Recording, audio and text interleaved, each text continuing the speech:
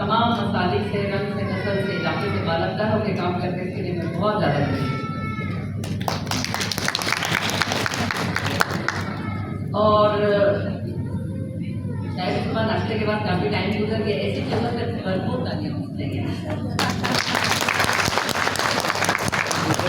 دوسری بات یہ کہ جو آج کا ٹاپک ہے جینڈر پیئرس اور اس کے رول ماڈلس کے اوپر، میرے خیال میں اس سے زیادہ امپورٹنٹ سوسائٹی کے اندر کچھ امپورٹنٹ ٹاپک نہیں، کیونکہ اس کے اندر بہت سارے سینسٹیو ایشوز انڈر کور آ جاتے ہیں۔ دوسری بات یہ کہ ایک ایس کو ماشاء اللہ 40 ایئرس جیسے انہوں نے 40+ ایئرس انہوں نے کام کیا ہے، اور ہمیشہ سے ایسے سیشنز اور یہاں تک کہ اب اتنی میچورٹی آ گئی کہ ایسے ٹاپکس کو اجاگر کرنا ہے، کو پرومیننٹ کرنے کی بہت زیادہ ضرورت ہے۔ دوسری بات یہ کہ ہمیں جینڈر ایکوالٹی یا رول ماڈل یا انیکوالٹی کے اوپر ڈسکشن کرنے کی، آج جو اسلام کمپلیٹ کوڈ آف لائف آیا تھا، جو پیغمبر نے عرب کی جمہوریت ہٹائی تھی، آپ کے بتایا تھا کہ بھائی عورت کا مقام یہ ہے، ہم یہاں پہ آج عورت کے صرف مقام پہ نہیں، ہم مردوں کی بھی اس ساری سپورٹ کی بات کریں، کیونکہ کوئی بھی سوسائٹی کے اندر اکیلا انسان یا اکیلا جینڈر سروائیو نہیں کر سکتا ہے، سروائیو ہی نہیں کر سکتا ہے کہ پوجا سپورٹ کی ہم بات کریں۔ سو آج 1400 ایئرس کے بعد دوبارہ ایک ایسا فورم جو کہ 40 سال سے ایک رورل پروگرامس کو ارینج کر رہا ہے، اس کے اوپر بہت بہتر کام کر رہا ہے، تو اس ٹاپک کو آج لانے کی کیا ضرورت پیش آ رہی ہے؟ یہ ہمارے لیے لمحہ فکریہ ہے کہ کیا ہم واپس اسی دور میں ہیں جہاں کمپلیٹ کوڈ آف لائف کی امپلیمنٹیشن ہو رہی تھی؟ کیا 14 سالوں میں نہیں ہو سکا؟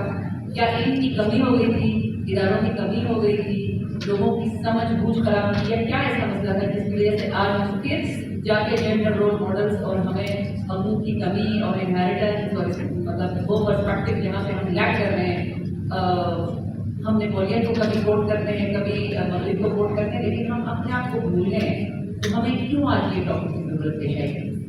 یا خدا نہ خاصہ ہم تمام ماڈرنائزیشن کے ساتھ سے نکلنے کے بعد ہم کہیں وہیں پہ عرب کے جاہلی دور میں واپس تو نہیں آ گئے کہ ہمارے چہرے ماڈرن ہے، لیکن ہم دو انسانیت کا سروائیو کر رہے ہیں۔ اس کو دیکھنے کے لیے ہمیں کچھ پوائنٹ کے اوپر آنا پڑے گا کہ کیا 1400 ایئرس اگو اگر ہم سب سے پہلے ایک بات واضح کر دوں کہ جب ہم اسلام کی بات کرتے ہیں تو ہمارے ذہن میں سب سے پہلے قدامت پسندی آتا ہے، ایسا ہے کہ نہیں کہ ہم پتہ نہیں کس دور میں رہ رہے ہیں کہ دین اور اسلام کی بات کریں؟ جی، اسلام کسی مسلمان اور مسلک کی بات نہیں کرتا، اسلام ہیومینٹی کے اوپر آتا ہے۔ آپ یقین کریں گے کہ یہودی، عیسائی، ہندو کی حقوق کے اوپر بات کرتے ہیں، ہم تو اپنے حقوق بھول گئے ہیں۔ اگر ہم سمجھ جاتے ہیں کہ اللہ کا جو نظام ہے پوری کی پوری کائنات میں چھایا ہے، اس کا قانون چلنا ہے، تو ہم کبھی بھی ان مصیبتوں میں گرفتار نہ ہوتے جو آج ہماری سوسائٹی گرفتار ہو گئی ہے۔ خود اس دین کو پھیلانے والے پیغمبر کی حدیث ہے کہ صلی اللہ علیہ وسلم کی حدیث ہے کہ آپ اپنے بچوں کی تربیت کو جو ہے ماڈرن زمانے کے مطابق کریں، آپ اپنے مطابق نہ کریں۔ لیکن ہم کیا کر رہے ہیں؟ ہم ہر چیز سے دور ہو کے ہم نے وہ تربیتی ماحول سوسائٹی میں اجاگر کیا جس میں کل کو ہمارے بچے ہی ہمارے اگینسٹ چل رہے ہوتے ہیں۔ اور بچوں میں کیا ہوتا ہے؟ جینڈر ڈیفینیٹلی آتا ہے۔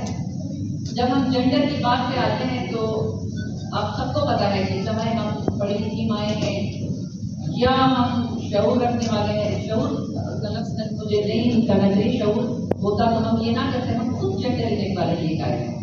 ہم تمام مائیں سب سے پہلے ایک بیٹا چاہتے ہیں، اس کے بعد بیٹیوں کی تسلی ہوتی ہے۔ آپ یقین کریں، آپ اپنے زمین کو اپنے دل پہ ہاتھ رکھ کے سوچیں ہمیں ایک بیٹا پہلے چاہیے۔ ہم ان لوگوں کی طرح کیوں نہیں ہو جاتے ہیں کہ جینڈر کی بات کریں تو سم ٹائمز ایسے مرد سوسائٹی میں ہیں جو لڑکی کے پیدا ہونے پر سجدہ شدہ ادا کرتے ہیں، جن میں اپنے والد کو ڈیفینیٹلی رپورٹ کروں گی کہ ہم 5 بہنیں اور 2 بھائی ہیں، ہر بیٹی کی پیدائش پہ انہوں نے سجدہ شدہ ادا کیا۔ میں سب سے بڑی ہوں، پھر بیٹی ہے، پھر کیا کہتے ہیں۔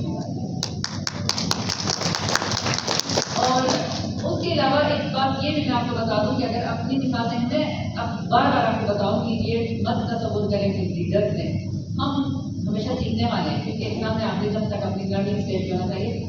ہر وہ بندہ یا بندی جو اپنے گھر میں ایک اچھا ماحول پرووائڈ کرتا ہے، دوسروں کی فکر کرتا ہے، جو فکر رکھنے والا، عقل رکھنے والا، شعور والا انسان ہے، جو انسانیت کے لیول پہ سوچتا ہے، وہ سب لیڈر ہے۔